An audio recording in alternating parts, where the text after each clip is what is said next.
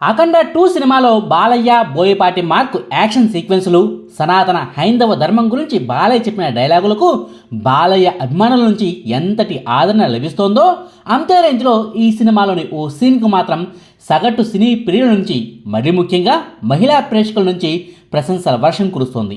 ఈ సినిమాలోని సెకండ్ హాఫ్లో ఓ హార్ట్ టచింగ్ సీన్ ఉంది.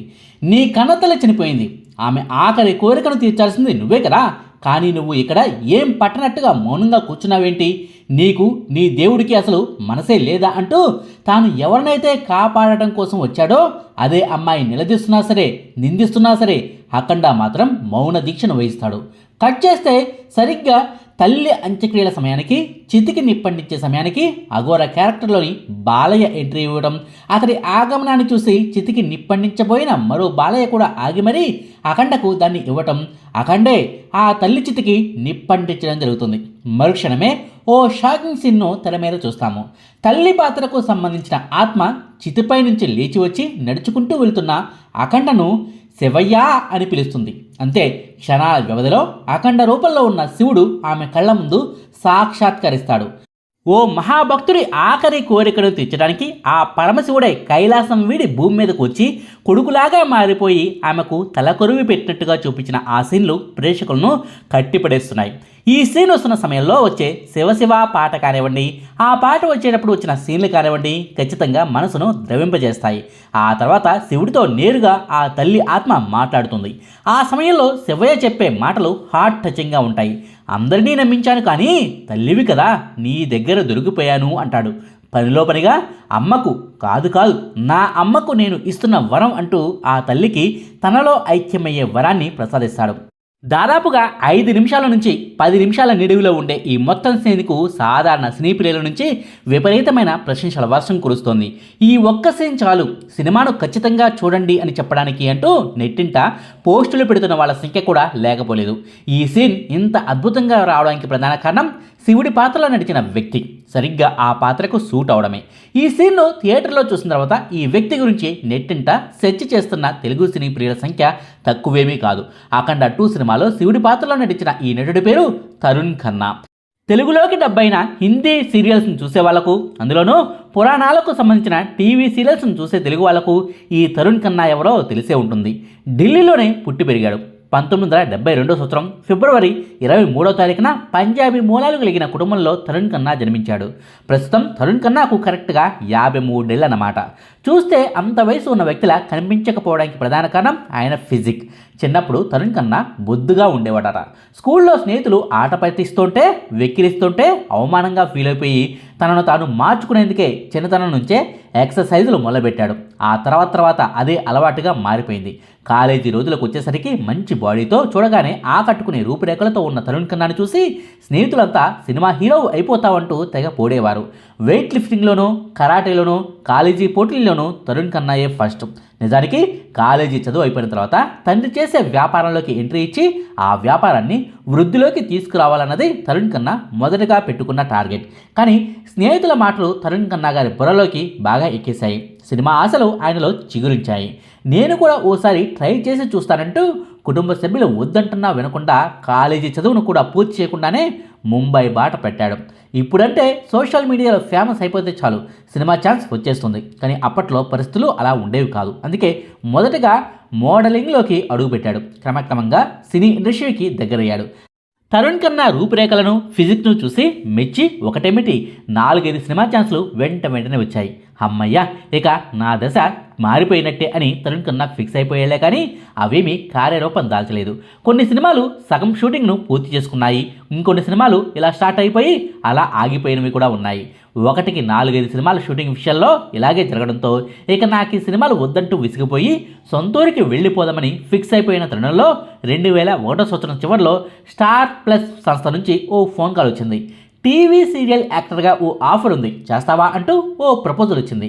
నటుడిగా ఛాన్స్ రావాలి కానీ అది వెండి తెర అయితేనేం, బుల్లి తెర అయితేనేం అని భావించి ఆ ఆఫర్కు వెంటనే ఓకే చెప్పాడు. 2003 సంవత్సరం జనవరి నెల 27వ తారీఖు నుంచి 2004 సంవత్సరం నవంబర్ నెల 4వ తారీఖు వరకు ఈ TV serial star plus network ఛానల్స్లో ప్లే అయింది. ఒకటి కాదు రెండు కాదు ఏకంగా 340 ఎపిసోడ్లను చిత్రీకరించారు. ఈ టీవీ సీరియల్ ప్రసారం అవుతున్న సమయంలోనే తరుణ్ ఖన్నా టాలెంట్ ఏంటన్నది టీవీ ఇండస్ట్రీకి అర్థమైంది. ఆ తర్వాత వెంటనే పలు సీరియల్స్లో హీరో రోల్స్కు అతన్ని తీసుకుంటూ అడ్వాన్సులు రాసాగాయి. ఒకటి కాదు రెండు కాదు ఏకంగా 8 ఏళ్ల పాటు అలా చాలా సీరియల్స్లో నటించాడు.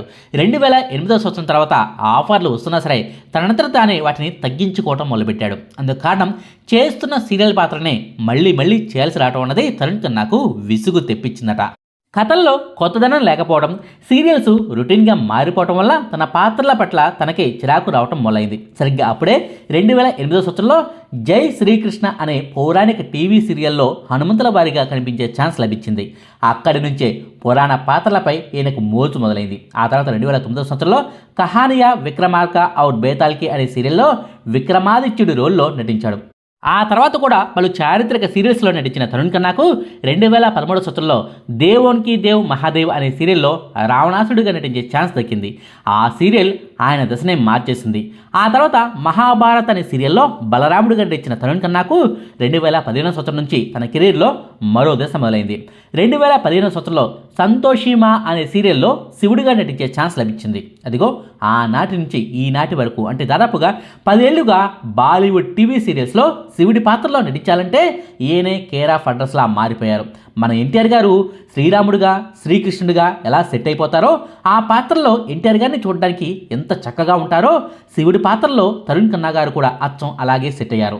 సంతోషిమ, కర్మఫల్ దాత శని, పరమావతార్ శ్రీకృష్ణ, రాధాకృష్ణ, రామ్ సీతాకే లవకుశ, దేవి ఆదిపరాశక్తి, జై కృష్ణయ్య లాల్కి, శ్రీమద్ రామాయణం, వీర్ హనుమాన్, భోలో బజరంగ్ బలి, కాల్ భైరవ్ రక్షక్ శక్తిపేట్కే వంటి ఎన్నో సీరియల్స్లో ఈ 10 ఏళ్లలో ఆయన పరమశివుడిగా సినీ ప్రియులకు కనిపించారు. కేవలం పురాణ పాత్రలే కాకుండా మధ్యలో చారిత్రక కథలతో వచ్చిన సీరియల్స్లోనూ ముఖ్య పాత్రలో నటిస్తూ అప్పుడప్పుడు సినిమాల్లో చిన్న క్యారెక్టర్లను కూడా చేస్తూ వస్తున్నారు ఆయన. పంజాబీ సినిమాల్లోనూ సీరియల్స్లోనూ ప్రముఖంగా ఈ తరుణ్ ఖన్నా గారు నటిస్తూ ఉన్నారు. టీవీ సీరియల్ యాక్టర్గా బాలీవుడ్లో ఓ వెలుగుతున్న ఈ తరుణ్ ఖన్నా గారికి 2012 సంవత్సరం జూలై 10వ తారీఖున స్మృతి ఖన్నాతో పెళ్ళైంది. ఆమె కూడా టీవీ నటే కావటం గమనార్హం. వాళ్ళిద్దరికీ 2014 సంవత్సరంలో ఓ బాబు కూడా జన్మించాడు.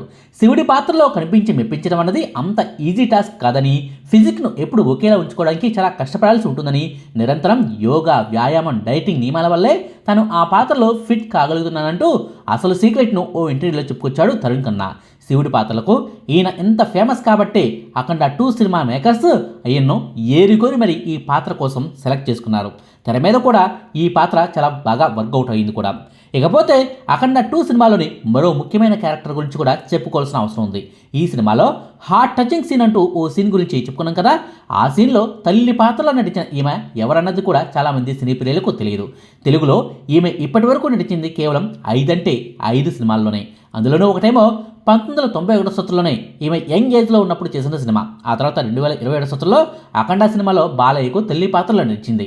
ఆ తర్వాత 2025 సంవత్సరంలోనే తల, ప్రేమిస్తున్న, అఖండ 2 సినిమాల్లో కనిపించింది. 2026 సంవత్సరంలో రాబోతున్న పెద్ది సినిమాలోనూ ఈమె కనిపించబోతున్నారు. ఇంతకీ ఈ నటి పేరేంటి, ఈమె బ్యాక్గ్రౌండ్ ఏంటనే కదా మీ డౌటు. అక్కడికే వెళ్తున్నా. అఖండ 2 సినిమాలో తల్లి పాత్రలో కనిపించిన ఈ నటి పేరు విజి చంద్రశేఖర్. భర్త పేరు చంద్రశేఖర్ అన్నమాట. ఆమె అసలు పేరు విజిత. సినిమాల్లో ఈమె పేరును విజయ్ చంద్రశేఖర్గా వేస్తుంటారు. 1981 సంవత్సరంలో కె బాలచంద్ర గారి దర్శకత్వంలో రజనీకాంత్ గారు హీరోగా నడిచిన తిల్లు మల్లు అనే సినిమాతో ఆమె సినీ కెరీర్ మొదలైంది. ఆ సినిమాలో రజనీకాంత్కు చెల్లిగా ఆమె నటించింది.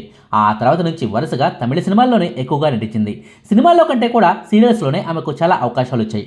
ఒకటి కాదు రెండు కాదు 20 ఏళ్ల పాటు ఏకంగా 35 తమిళ సీరియల్స్లో ఆమె నటించి మంచి పేరు ప్రఖ్యాతులు తెచ్చుకుంది.